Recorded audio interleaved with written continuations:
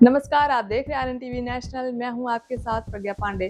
महाराष्ट्र का वो बाबा जिसके दरबार में मुख्यमंत्री, कद्दावर मंत्री और बड़े बड़े पुलिस अफसर अपनी किस्मत की लकीरें बदलवाने पहुंचते थे।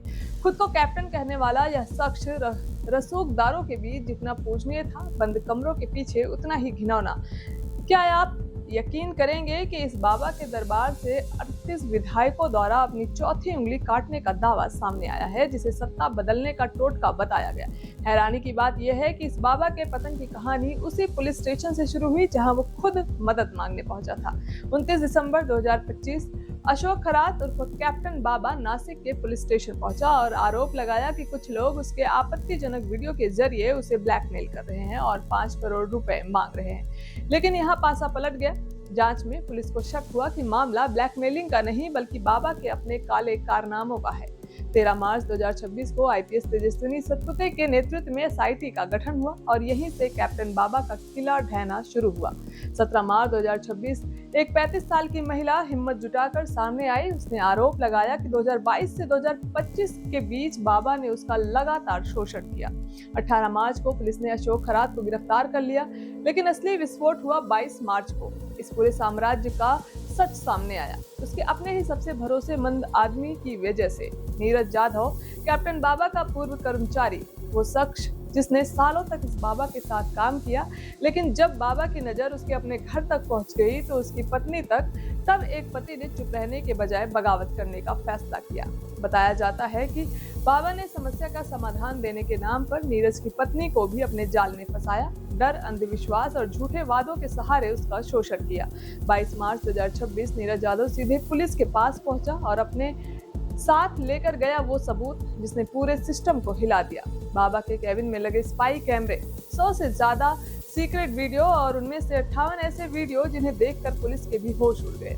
ये सिर्फ वीडियो नहीं थे, ये उस नकाब के पीछे छिपे दरिंदे का असली चेहरा था। जांच में सामने आया कि बाबा अपने केबिन में स्पाई कैमरे लगाकर महिलाओं के वीडियो रिकॉर्ड करता था।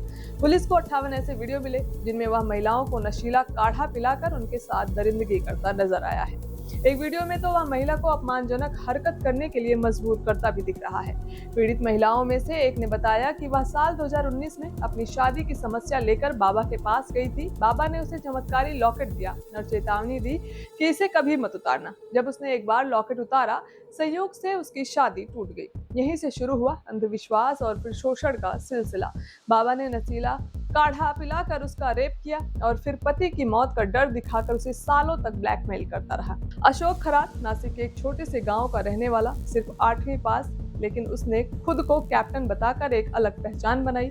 1992 में लौटकर उसने ज्योतिष और न्यूमरोलॉजी का सहारा लिया। सस्ती मालाएं खरीदकर चमत्कारी बताकर महंगे दामों में बेचना शुरू किया। धीरे धीरे उसका नेटवर्क इतना मजबूत हुआ कि बड़े नेता, मंत्री और पुलिस अफसर उसके दरबार में पहुंचने लगे। 2018 में उसके मंदिर के लिए सरकारी फंड मिला और बाद में उसे सरकारी सुविधाएं भी दी गई। यही रसूख उसे कानून से ऊपर होने का भ्रम देता रहा।